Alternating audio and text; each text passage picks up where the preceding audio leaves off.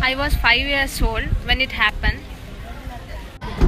मुझे हैदराबाद से कोई लोग मुझे ज़बरदस्ती मैसूर लेकर आए, मुझे एक कमरे में बंद रखते थे, मुझे बहुत काम लगा. I have been to war zones, I've been to natural disasters, I've been a journalist now for 9 years, but I think it's the most horrific stories I've ever heard in my entire life.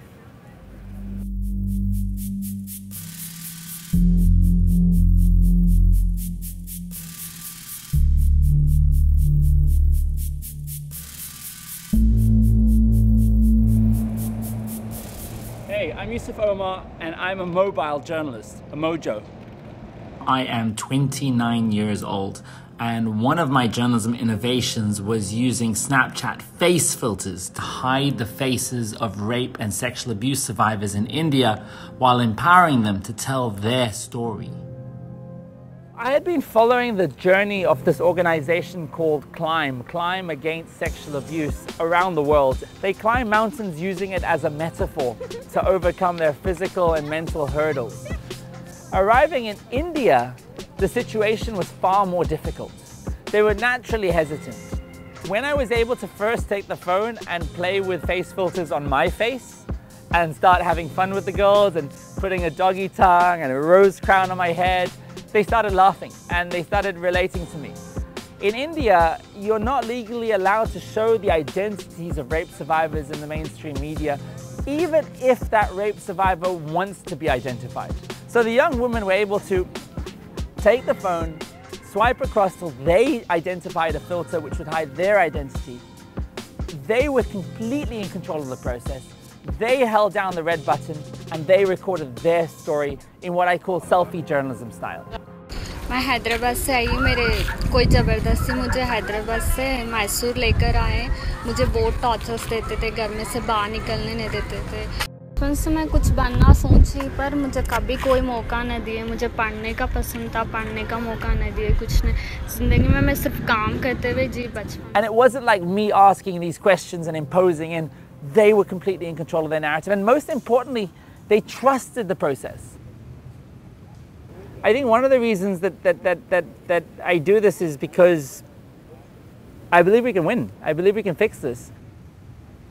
And the first major story that I did that really made me realize the impact that I could have as a journalist was a grandmother that had been raped.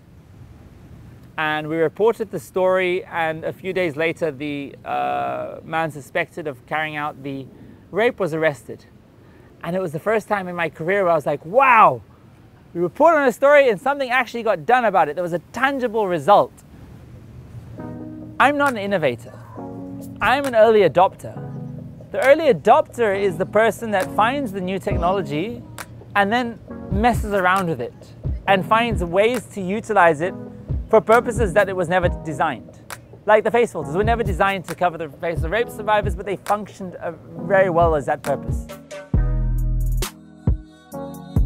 There's never been a better time to be in media. There's never been a better time to be a journalist. This is the golden age with the great amount of content and the great amount of technologies we have available to us. We've never been closer to the truth.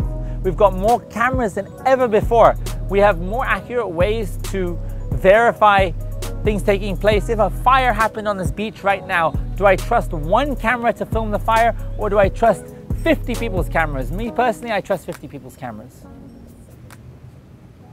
Hearing such young voices speaking about things that were committed by other human beings that were not an accident. These were intentional kidnappings is really, really hurtful. They have lived in a society where they can't talk about this, where nobody wants to hear about it. Their families don't want to discuss it. It's such a taboo. It's swept under the carpet like it never really happened.